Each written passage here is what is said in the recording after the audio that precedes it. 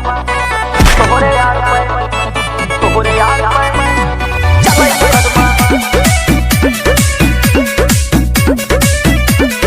संजय यदुवंशी।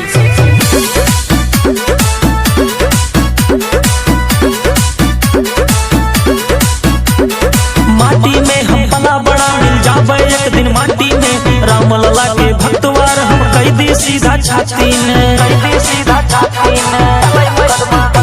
माटी में पला बड़ा हम मिल जावे एक दिन माटी में, राम लला के भक्तवार हम कई दी सीधा छाती में। पल भर में हम ठंडा कई दे पड़ जाए जब हमसे पाला, तोहरे यार पर चलत मुकदमा है 302 वाला, तोहरे यार पर चलत मुकदमा है 302 वाला।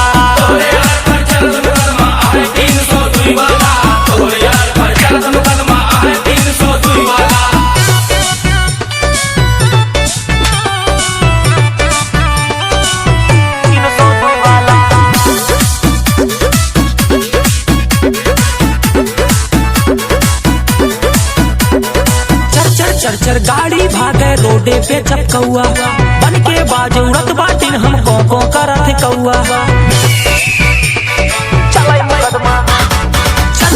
चर गाड़ी भागे रोडे पे चपकौआ, बन के बाज उड़त बाटिन हम को करत कौआ। छूटे गर्मी देही के जब टकरा बातू हमसे लाला, तोहरे यार पर चलत मुकदमा है 302 वाला, तोहरे यार पर चलत मुकदमा है 302 वाला।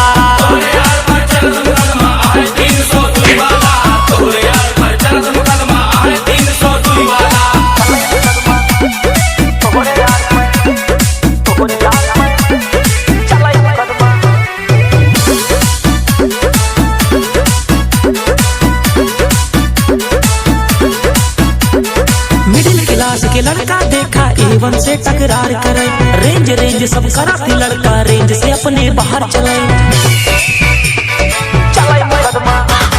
मिडिल क्लास के लड़का देखा A1 से टकरार करे, रेंज सब करा थी लड़का रेंज से अपने बाहर चले। चमके सूरज जैसे लेकिन काम करा थे सारा काला, तोहरे यार पर चलत मुकदमा है 302 वाला, तोहरे यार पर चलत मुकदमा है 302 वाला।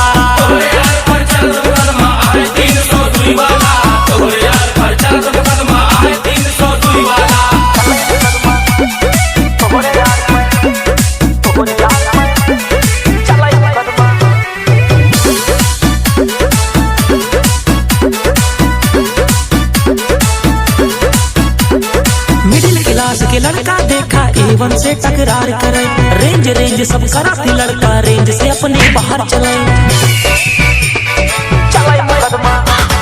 मिडिल क्लास के लड़का देखा A1 से टकरार करे, रेंज सब करा थी लड़का रेंज से अपने बाहर चले। चमके सूरज जैसे लेकिन काम करा थे सारा काला, तोहरे यार पर चलत मुकदमा है 302 वाला, तोहरे यार पर चलत मुकदमा है 302 वाला।